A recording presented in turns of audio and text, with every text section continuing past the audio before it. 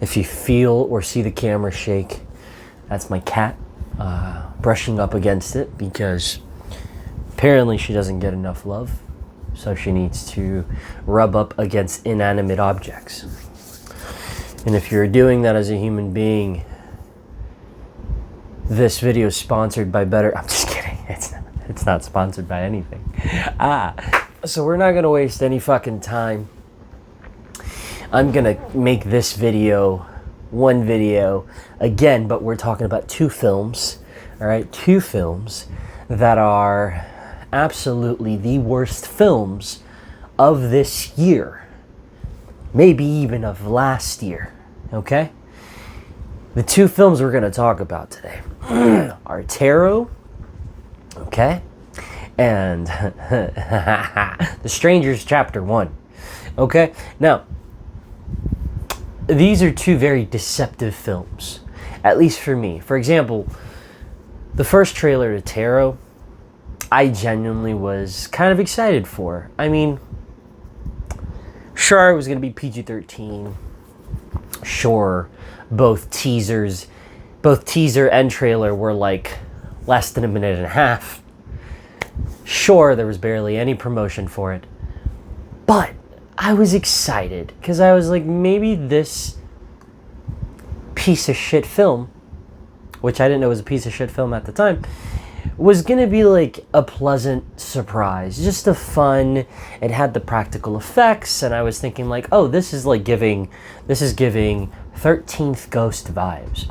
Now, for anyone who like grew up on like the early 2000s kind of schlocky horror films, PG-13 or otherwise, like House on Haunted Hill, The Haunting, even though I think that's 1999, The 13th Ghost, all the PG-13 films, like those films are kind of endearing now, even if back then they were like not considered high art.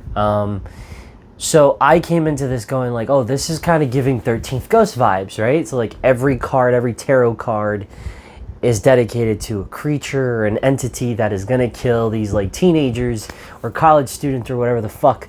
And I was like, oh, this is gonna be dope.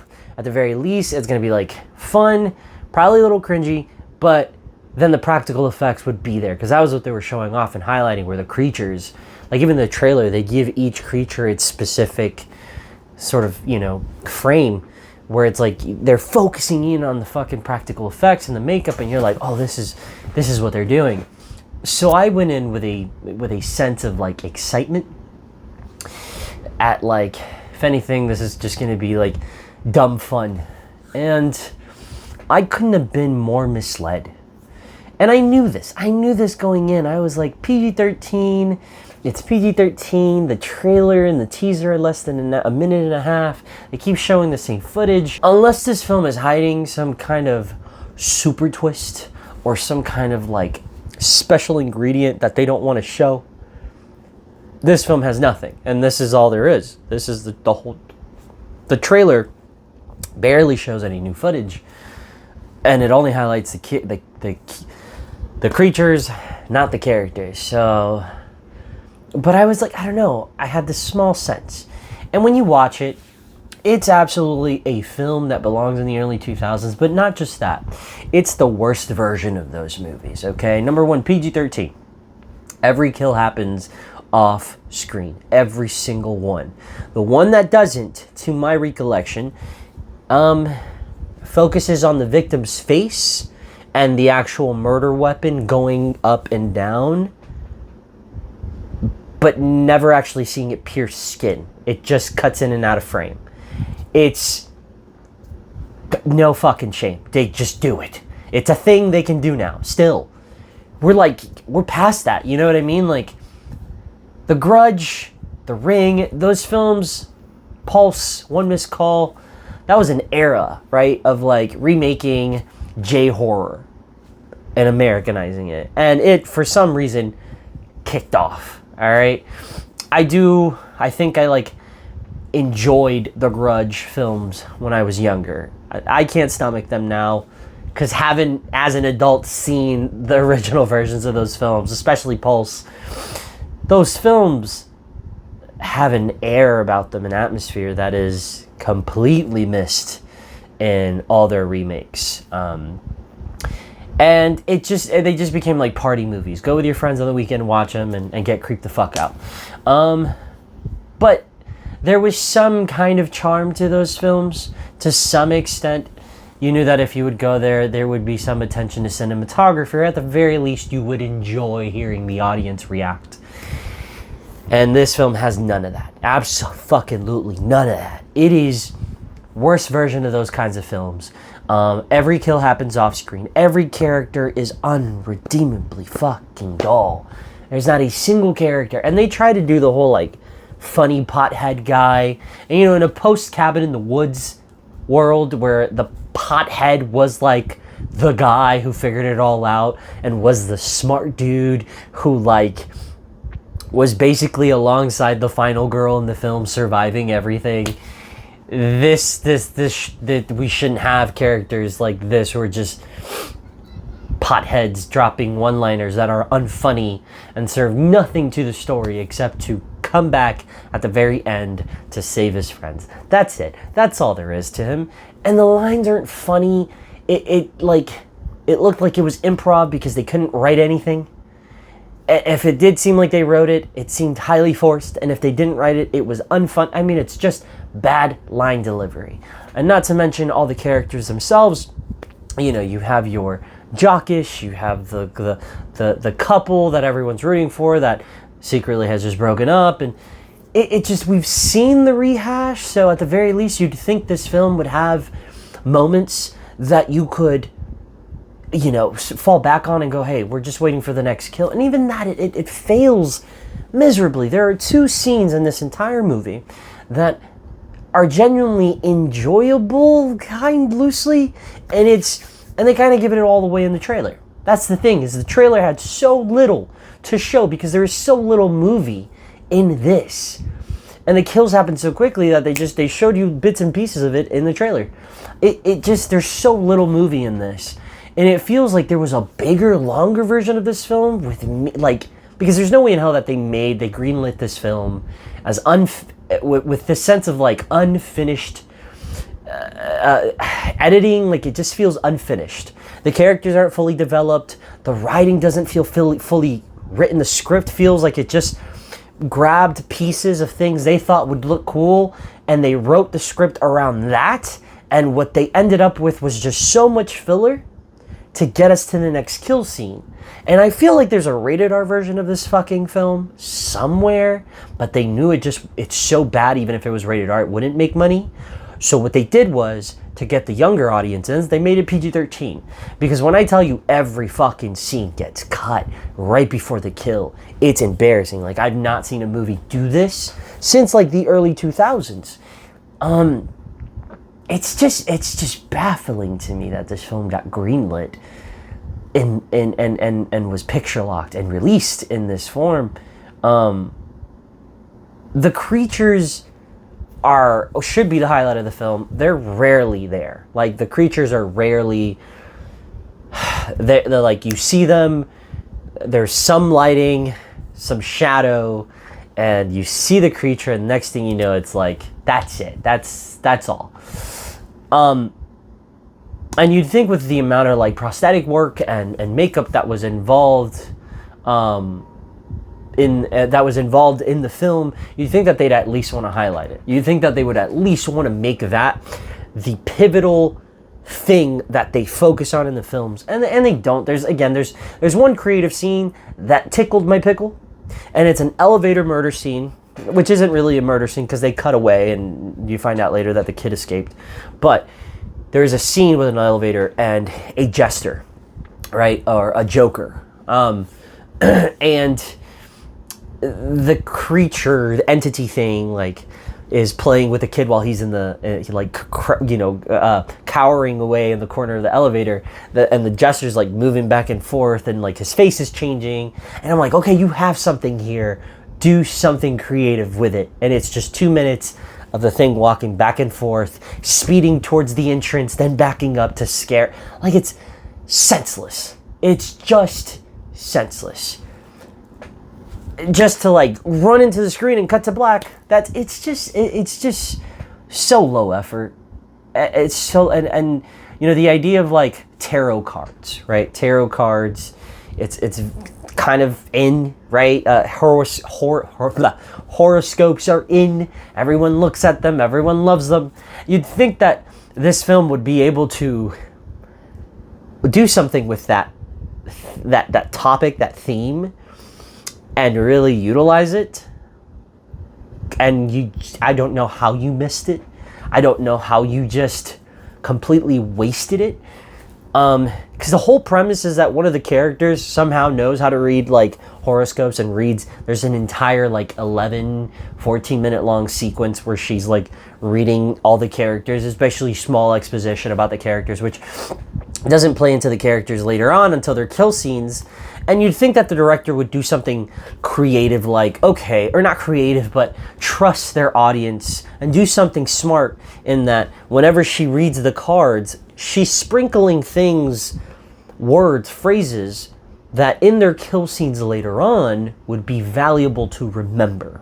And instead of like just having those kill sequences happen and then the characters die and you slowly remembering or sort of, you know, going back to that scene in your mind and going, oh, she said this makes sense. No, because you're stupid, according to the director. So what the director does is has a voiceover of what she said playing while the kill sequence is happening, because you're dumb and you can't think for yourself. And obviously too much time has passed since the beginning of the movie and the kill sequence. You forgot everything. It's just dumb, dude. Like, it's so fucking dumb. And in the end, a couple characters have survived, and there's this like huge climax in this mansion, and these characters, the creatures that are haunting these characters are Death, the Devil, and something else. And I'm thinking, fuck, Death and the Devil? Well, it doesn't get more fucking metal than that. At least we'll get some, maybe they saved like all the craziness for the last sequence. No. It's literally just the characters running down the hall and being intercepted by the Devil or Death, and then them running the opposite direction for like 15 minutes. It's such a fucking waste of concept. It hurts. And I literally saw someone argue on a comment section talking about how that movie was good. Your opinion, everyone has an opinion, but when a movie is so like just painfully bad, and you like, one of them, he literally said, one of the best movies this year. And my only response to that person was, how often have you gone to the movies this year? Because with movies like Late Night with the Devil, okay, with movies like Stop Motion, with movies like Kingdom of the Planet of the Apes, just in the last 2 months, even just streaming shit.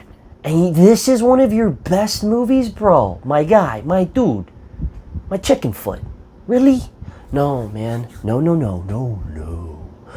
So that's my review for that one. Discussion, whatever. It hurts. It physically hurts. What a waste of concept. And I was genuinely excited. I was giving it the benefit of the doubt. Never again. Absolute trash. Terrible fucking... I mean, and let's bring it back for a moment. There is a scene in this film, right? The characters at the beginning of the movie, when two of their friends have died within like the first 20 minutes of the movie, which also there's no build up, this shit just kicks off and that's it. But there are 2 kills in the beginning of the movie. And at this point, all the remaining friends are in front of the detective of the film, and they go, 2 of our friends have died.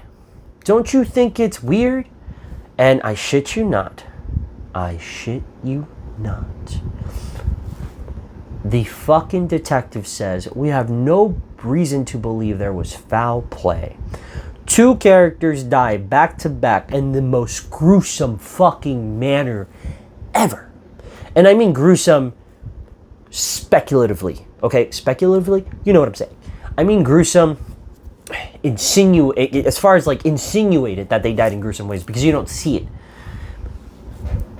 And he goes, we don't have any reason to believe there was foul play. The first kill is a girl who falls from the attic, and the stairs, the ones that like pull down from the attic, are physically picked up and slammed into her body. And then picked up one more time, she is dragged back, and it is slammed down on her 2 more times. That was an accident, dog? Bro, no.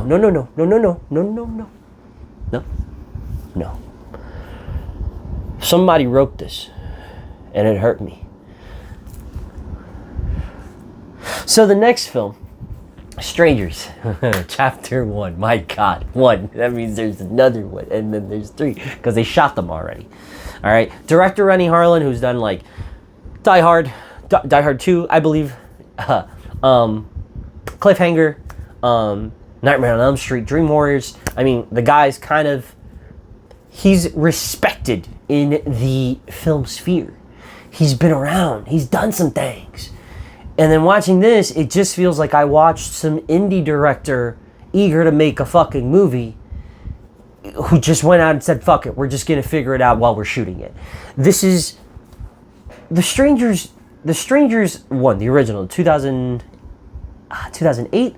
I might be off, but the original The Strangers with Scott Speedman and Tyler Liv Tyler. The original Strangers was a film that like hit for everybody for the most part. Came out of nowhere. In my opinion, it's a good film. It's a good film. It's a good slasher. It didn't need sequels. It didn't need Prey at Night. It didn't need this. It just existed on its own, and that's how it should have stayed, in my opinion.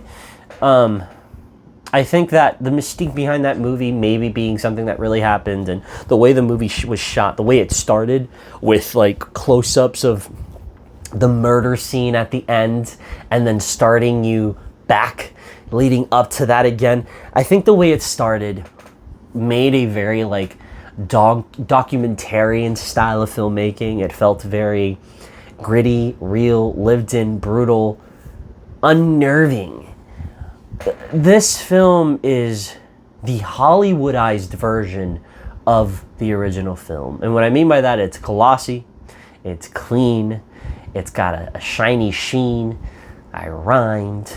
And what it does is, instead of like Scott Speedman and Liv, who was in the film as his like girlfriend, what we got was a CW version of that. What I mean is, they grabbed like 2 objectively pretty people and they threw them in the film and said, we're gonna make an inferior version of the original. Why?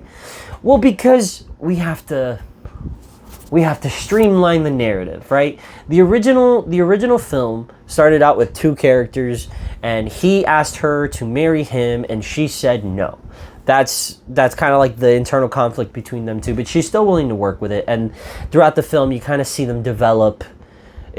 Throughout the film, you kind of see them stick together to try to get out of the situation. And even though there's this like uncomfortable air between them, there's still love. And that bit of tension, that bit of romantic tension at the beginning, did a lot to make the characters empathetic, make the characters feel like they're just a normal couple dealing with normal issues, with normal problems. And throughout the film, even though they have that issue, you see them, that love for each other, that protection, that sense of longing and being with each other is there, and it's very receptive throughout the entire film. And when Scott Speedman's holding the shotgun, you believe he doesn't know how to hold a shotgun. You believe these are normal people. And with this, you just don't. It's 2 fucking characters who, like, their biggest issue is, oh, you haven't asked her to marry you, and you've been together 5 years, and within 20 minutes, that's resolved. It's like, well, I thought you didn't want to get married. And she goes, well, a lot of time has passed. And he goes, okay, that's it. We're getting married. The character, that little nugget of like conflict between them is kind of important. But there's just nothing in there. In this film, there's no character. There's no romantic chemistry between the leads. They're just lines that are written and lines that they say.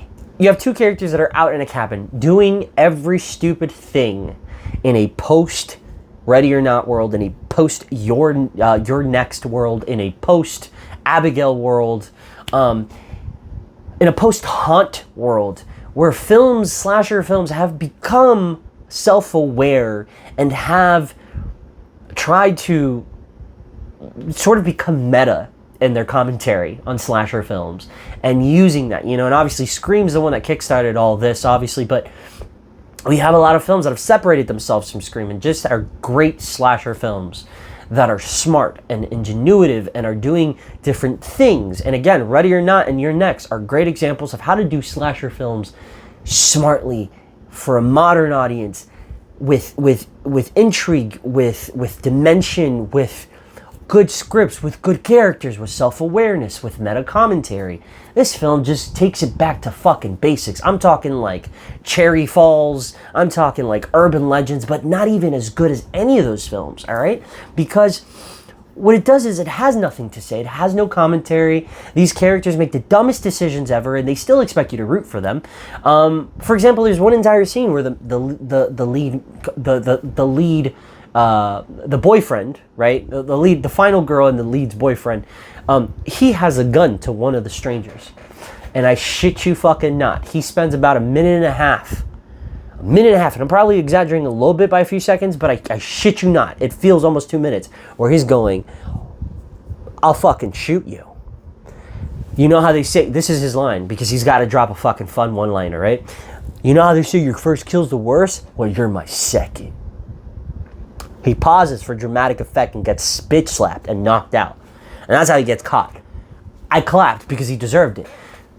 This film is so out of touch with what slashers are and should be. It grabs everything it's ever seen and strips it down to dumb characters making dumb decisions so the killers can win, and that's it. That's all. There's barely any dialogue in the middle with, because it's all just pretty much one giant chase sequence, which should sound exhilarating. It's not, in any way, shape, or form. These characters literally put their backs up against glass windows to rest and get caught. These characters literally go forward when they should go back. And what I mean by that is there is a scene where the strangers literally axe into the fucking bedroom door. There's a huge hole. They're up against the window, the first floor, and they're sitting scared as fuck. The stranger looks at him, walks off. And he goes, I'm gonna go look. If he would just 180 degrees, first floor window, but no, because there would be no movie, because that would be a smart decision. The movie is so out of touch. Then there's this really stupid, there's this plot device that I thought would actually be a plot device. It shouldn't even be called a plot device. But there is a moment in the film, in the very beginning, where he has an asthma attack. He almost gets hit by a car on the road while he's driving. He has an asthma attack. She goes, baby, come down, here's your inhaler. Puff, he's good to go. And I'm thinking, okay, introduction, obviously is going to be a plot device. Second time he has an asthma attack, they're at the cabin. The car's broken down. It's at the mechanic, so they can't go out. So obviously they're at a mechanic's. They're obviously the car's at the mechanics, and they're waiting at the cabin. And he goes, fuck, I'm having an asthma attack. And she goes, fuck, I forgot your inhaler in the car. So he forgets he's having an asthma attack all of a sudden and goes, fuck, I should go get my inhaler. So the cure for your asthma attack was just thinking about the inhaler. It's that fucking good.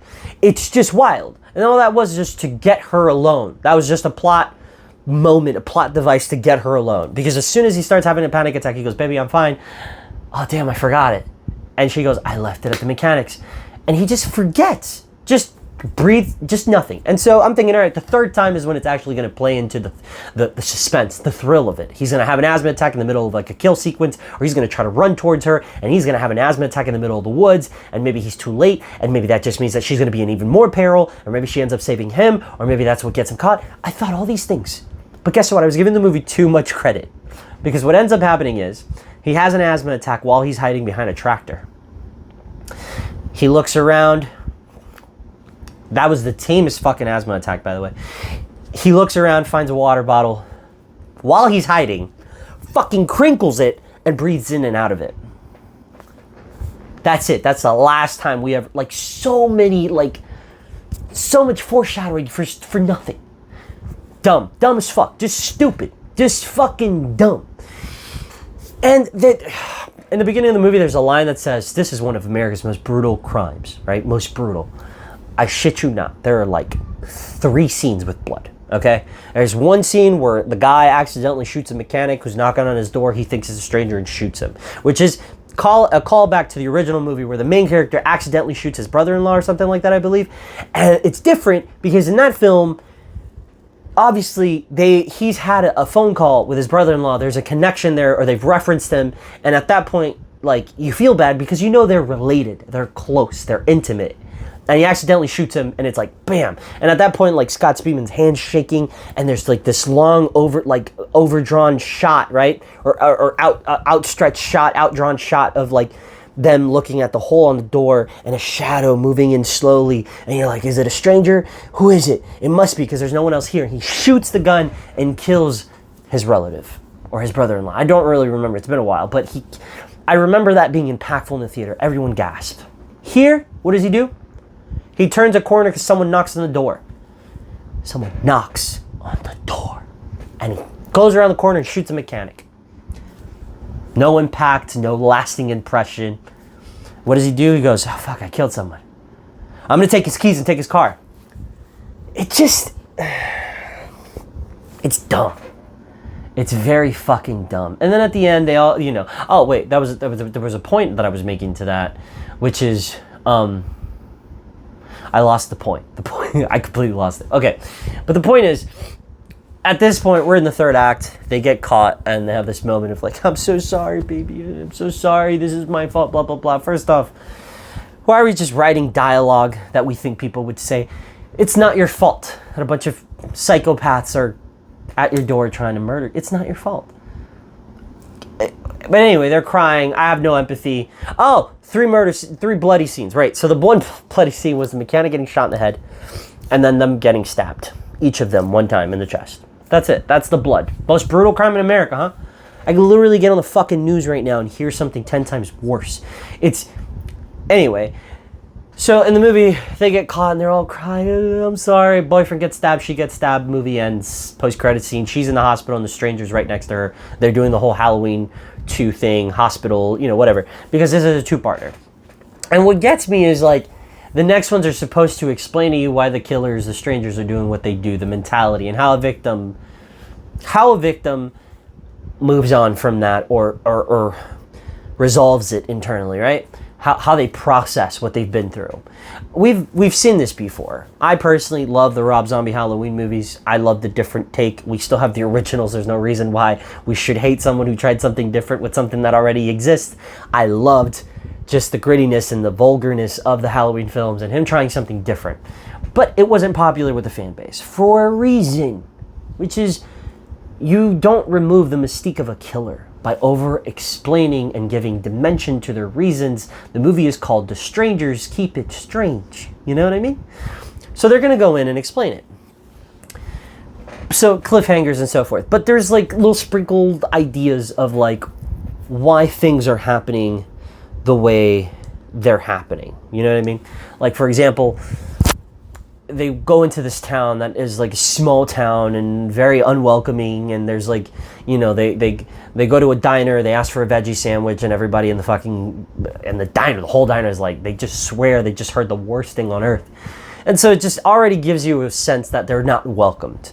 Then there's like all these flyers being passed out of some kind of like a meeting or a community reunion in a church, and you're getting like, this whole town's giving culty vibes. I mean, the moment they drive in, the mechanics are just leaning against the gas pump like, yeah, we're killing them. I mean, you could just fucking have it stamped on their forehead. And then at the very end of the movie, one of the strangers, I think Dollface, goes up to her and says the, iconic line of, why are you doing this? And she goes, because you're here. And so obviously they're alluding to like, maybe the whole town is in on this. This is what they do to not scare off, but like basically exterminate population that walks into their town and starts fucking with their like, their reality, the comforts of their reality, however it is that they're living as a community. Like, they don't want new blood here. So obviously like they're alluding to this being a cult thing, and it almost, I could say maybe there's more, but there's probably not.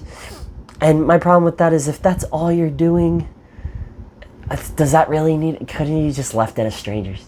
Couldn't they just, it's scary, just a cult? I mean, cults are creepy, sure. Cults are creepy, I'll give it that. But if this was just part one, and this was it, this was all there was, and they just kind of left it up for interpretation, then I would say, okay, they did a little bit more. They left it up to interpretation. It's left up to the imagination. They sprinkled some things that could or could not be true, or could be misleading. That would have been cool. But we all fucking know that the next 2 movies are gonna go deep dive into that. And at that point, like, that's not scary. You're removing the mystique of the strangers and the idea that, like, being isolated in the woods with people who have no identity, wearing masks, running around that's a creepy thing. Renting an Airbnb and in a place you don't know with people you don't know running around in your fucking backyard, that's already creepy enough. All you had to do was worry about atmosphere, some good set pieces, and pathetic characters. You had yourself a good slasher. But your ass wanted to get ambitious with 3 fucking movies. You think you're like James Cameron for the slasher genre. Now you got like fucking 5 Avatar movies. I mean, Stranger films. It's such a heartbreak, because in a world where like we have so many good slasher movies, this is what they thought was a good idea in releasing. So that's all I gotta say about both of those films. Don't watch, or do. I warned you. But if you disagree and you love these movies, I genuinely would like to hear your opinion as to why. Maybe I missed the point of both. That's the cool thing about art is it's up for interpretation. Everyone's opinion is different. I personally could not stand either of these fucking films. They hurt my feelings. That's it. Anyway, I hope that you enjoyed this very long video. I think this might be my right now it's 34 minutes 50 seconds. Obviously gonna cut it down, but not by much probably. But anyway, hope you guys enjoyed it.